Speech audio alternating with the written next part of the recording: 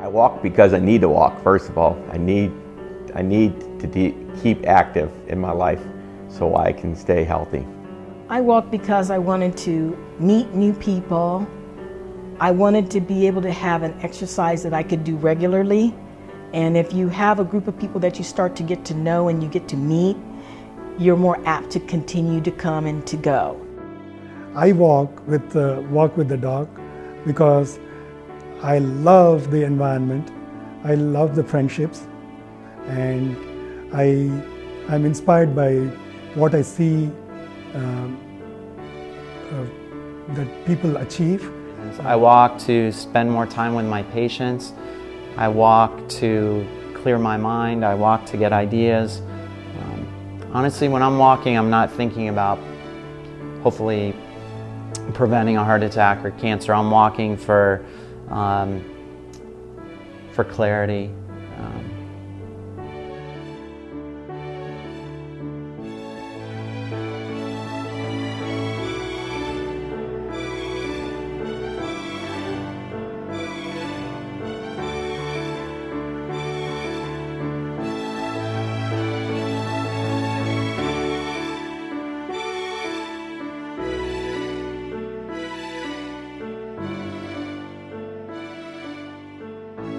When I was a resident, that's right after med school, and a cardiology fellow, we're afforded a lot of time with patients. Instead of seeing now 10, 12 a morning or afternoon, we would see 4 or 5. So we're allocated about an hour, and we'd spend time talking about, controlling blood pressure, cholesterol, diabetes, but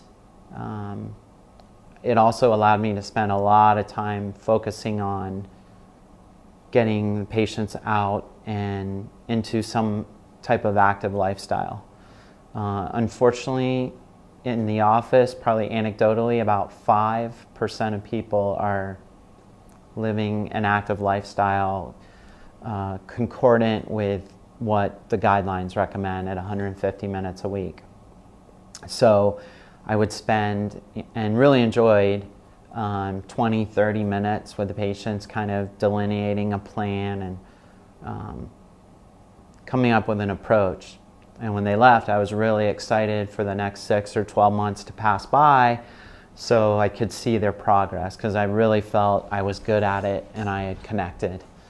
And it took me 2 or 3 years to realize that I was almost totally ineffective. And when those patients came back, that conversation, which I thought was very meaningful, really didn't have much meaning whatsoever. So one day I just said, how about if my patients, one day I said, what if my family and I join you at the park? Would you have any interest?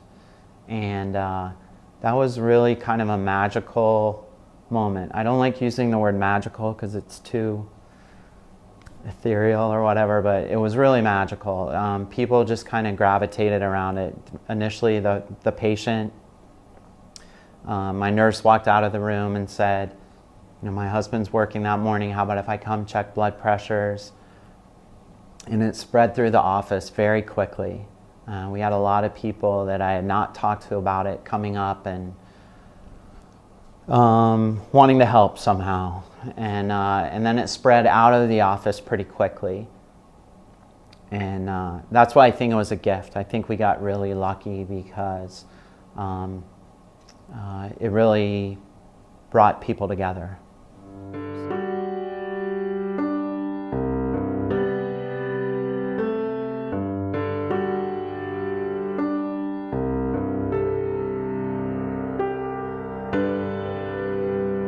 I think, when you're in a traditional office, it's sterile, you wait out in the lobby and then, they take you back and, sometimes you have to wait in the lobby longer if somebody else needs additional help or care.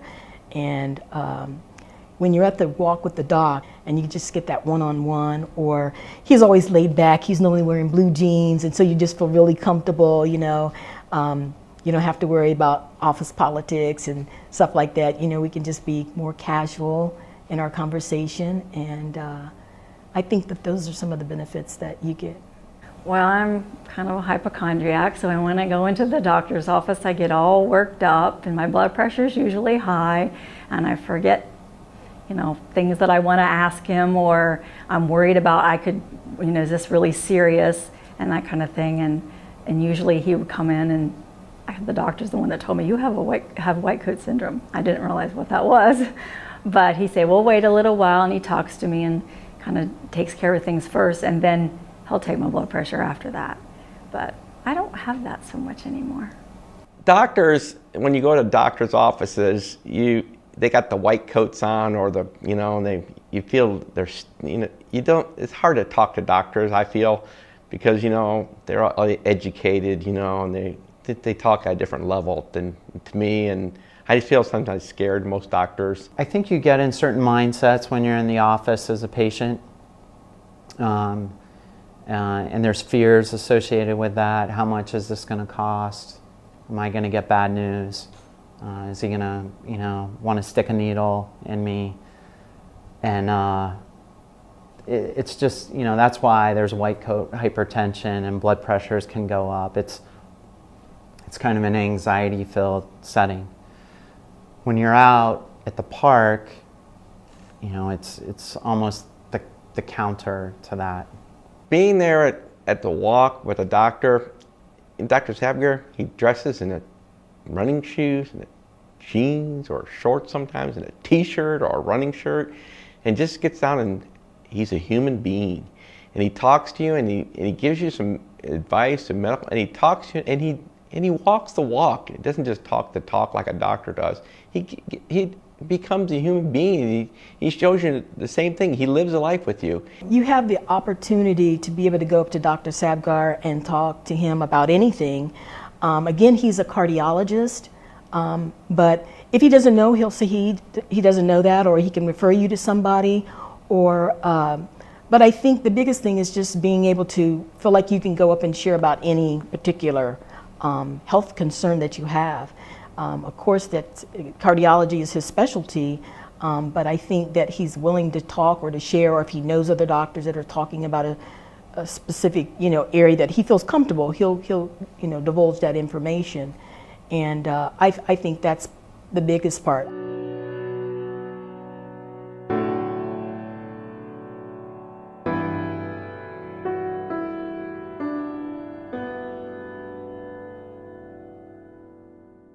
Knowledge is power. So we want people to feel educated by our docs leading the walks, either by talking to them, hearing their talk, or the newsletter. We really advocate for 150 minutes a week of overall moderate physical activity. So it's something that, obviously within the name, it's very important to us. That's why we're out there, one of the main reasons. And then empowering. We want our community members that come to the walks around the country to feel that they're in charge. I think there's maybe a prevailing thought for a lot of people that it's fate, and either they're going to have a heart attack or they're not, or they're going to have cancer or they're not. And of course, there's situations where that occurs, where people, maximize the risk factors, and we all know that there can be some luck involved. But we feel, and the studies show, that 80 to 90% of this stuff is preventable. So we want to empower the people that were fortunate enough that they want to be a part of Walk with a Doc, that they can make a difference. It makes it easier, I guess, for me to talk to my doctor. I guess I should probably write down all the questions I'm thinking about as I'm walking and talking, and what's going to work best for me. And occasionally I will call my doctor and say, hey, I heard at Walk with the Doc that maybe I should be taking this or that, or fish oil, or should I be drinking this much coffee? Because I can't wait till the next time I'm sick or something and I have to go into the doctor. So that kind of makes me want to, do more to try to be healthier. And it's so easy to talk to the doctor when we're walking. It's just such a casual atmosphere and everything, and I'm not afraid to ask him probably silly questions.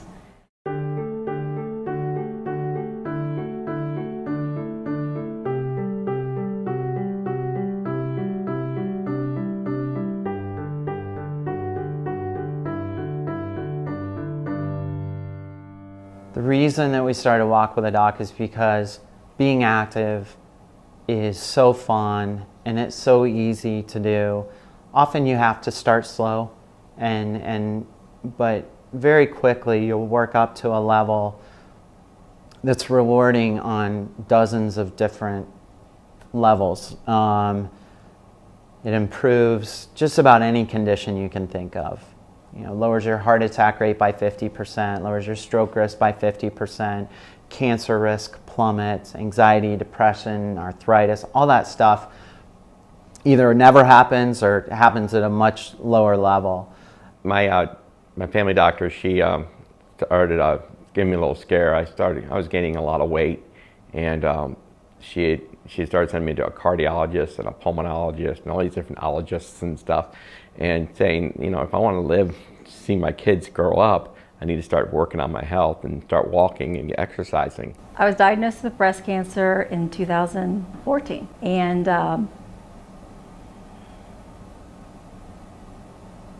continued to walk through my whole treatment. It was great. I looked forward to going every week because that's really the only exercise that I got. When I looked around at my workplace, all my colleagues who were younger than me, with no exception, everybody seemed to have had some problem or the other. So it got me into thinking, you know, I'm working in a really stressful environment, but I don't think I'm doing enough to stay healthy. So in other words, I was really more concerned about where I was heading, even though at that time I seemed to be in okay health. I'm overweight, but I love to walk. And I think when you go to Walk with a Doc, it doesn't matter. You don't have to have the fanciest shoes, the fanciest clothes. You just go up and show up. And there's people of all abilities that are there. They can be in a wheelchair, they could have a walker, they can be a 92-year-old man that we have with us. They can be a teenager or a young child that come, people with babies in carriages. Walking and exercise is important. And I find that Dr. Sabgir pushes in 150 minutes a week, and you know what, that is important, 150 minutes a week minimum. And I do find, you can find 15 minutes a day, breaks, spurts if you have to get those exercise minutes in. But you know what, do it. The message being so simple, I felt really attracts you, and the environment they provide really endears you to the program, and the mission of the program really inspires you. Everybody wants someplace where they feel okay, and I think with the way David runs Walk with a Doc, you just feel okay about yourself. You can go and say, hey, I saw that person last week.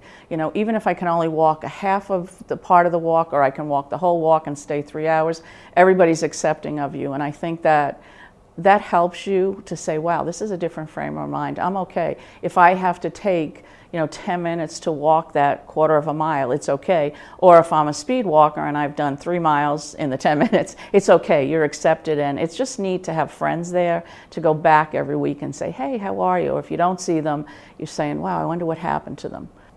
When participants ask us questions, I hope it means something to them. To me, I would guess it's something that, if it's like me, something that maybe has been bothering them for a while, and maybe gets a little bigger than it needed to be as far as a fear or an anxiety. And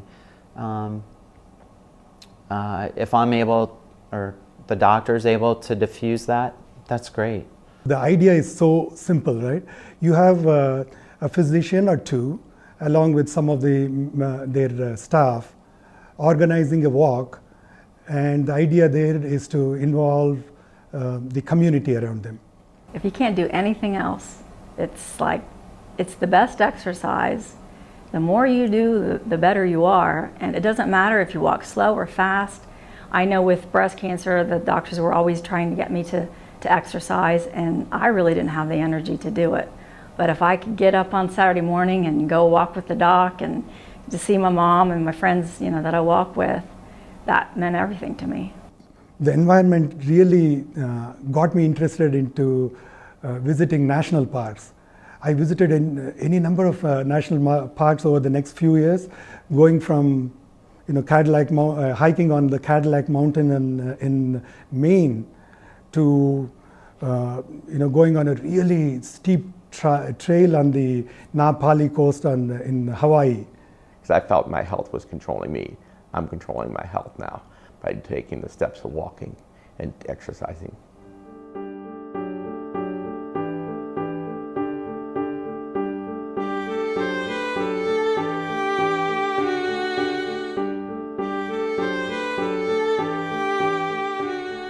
Traditional office visit, as you know, is business-like. There's nothing necessarily wrong with it, but the walk with the dog, that setting is incredible because there's no sense of inhibition, right? I mean, when you're in group, you could ask questions, or you also have chance to talk to one of these lead physicians on the side.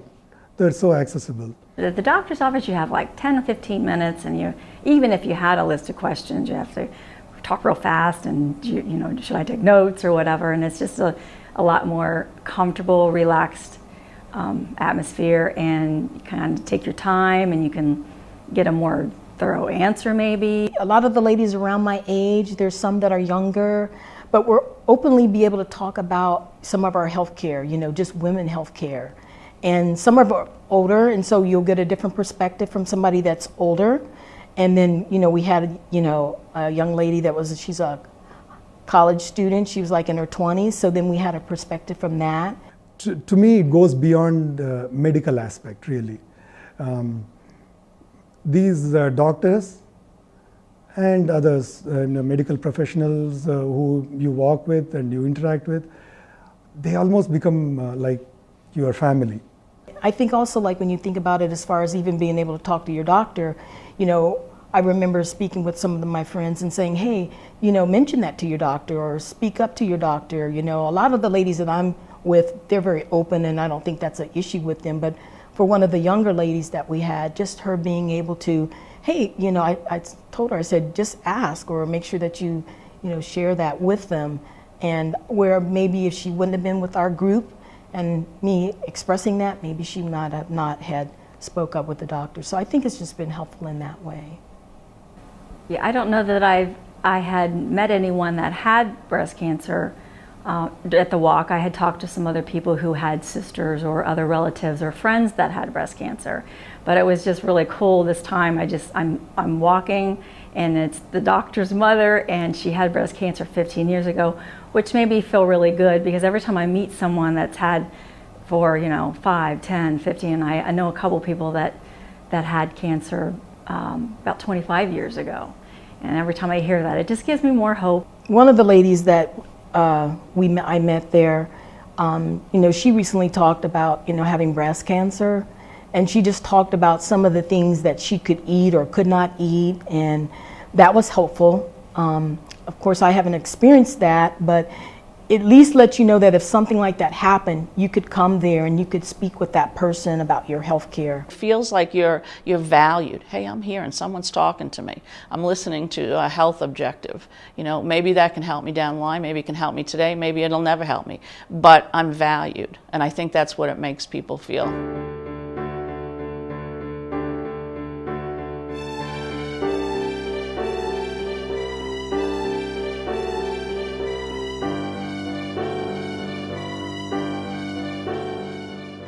The doctor's office visit, traditionally you go into the visit, you are going to the doctor and you're taking the step to go there, and you're going there for a specific purpose, and you're going there to, normally speaking, for some reason, either because it's your normal checkup or you're going for a specific reason. When you're going to walk with a doc, you are going for a reason there too. You're going to walk first of all, but the doc is going there also. But you're going to find out when you're going to see the doc there, you're seeing him coming to you. He's coming to meet you at your place now. And there's a big difference because he's coming down and at the same level as you. You're now equals. It's not a patient-doctor relationship. It's friend-to-friend relationship. You're meeting and talking to each other as equals, but he's also giving you advice and as a friend. I think that when I go to see a doctor, I'm on the same level as them. And I think David portrays that, and when he brings someone in, I think he picks people that have that same look in life of they're here, they know who we are, they're not going to talk down to you. I gain as much, at least, as the person telling me the story, if not more. For me, it's such, and I think I can speak for all our docs, that it's such a little investment in time, and you get back so much more. The number that always comes to my head is 10 times more. It may be more than that, but it's a very little investment, and people are so appreciative. You know, I've established a lot of friendships through the walk that are extremely important to me. I actually changed family doctors this year, and she said, well, you're getting older, I'm going to have some testing done. And she wanted me to go to a cardiologist, and I said, oh, David Sabgir. And she goes, well, why? And I said, because I know David, I know he's my type of doctor that I want to go in and talk to. I don't want to go into someone that is in and out in 5 minutes and not paying attention to what is really important to me. And they will sit and listen to me and give me that attention. And David is that person. The patients that you see on a weekly basis are I don't know if there's a better word than friends. So you're seeing them, just like we like patients to check their blood pressure on a regular basis at home or at the pharmacy. It gives us a much better idea when they come to the office and we're looking at 30 or 60 blood pressures compared to, okay, 6 months ago, this is what you were. That may be the best analogy, that it's just a whole nother, you see the whole landscape. I am not an I love my doctor type person. I take responsibility for myself. So I always choose a physician, or I guess you don't sometimes get to choose a physician, but I always go in prepared with questions and have some knowledge about what I'm going to talk about or what the issue is that I would be going to see them for. And sometimes, physicians don't spend that time with you, or, hey, this is the way it is. Well, let's talk about some other options. No, this is what we're doing. Okay, bye. I'm not coming back. I mean, I've walked out of a lot of offices because of that's how I've been treated. And I won't be, because I'm a human being. It's important for me to be paid attention to and take the time to help me through that issue. I think as a patient or a community member, to know that there's no financial incentive, that this person just cares about me, and wants to listen to me. I think that's a very powerful thing.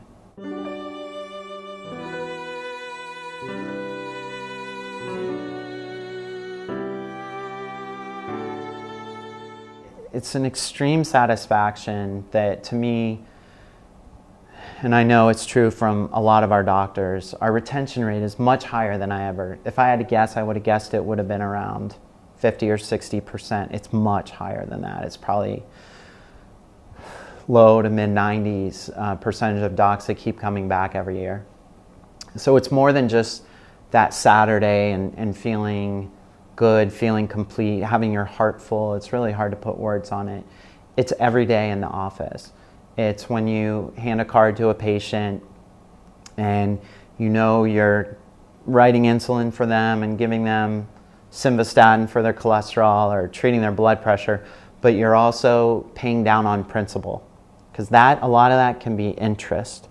But when you write them a script to go to walk with a doc, or you hand them a card, or you talk with them about it, capture their email,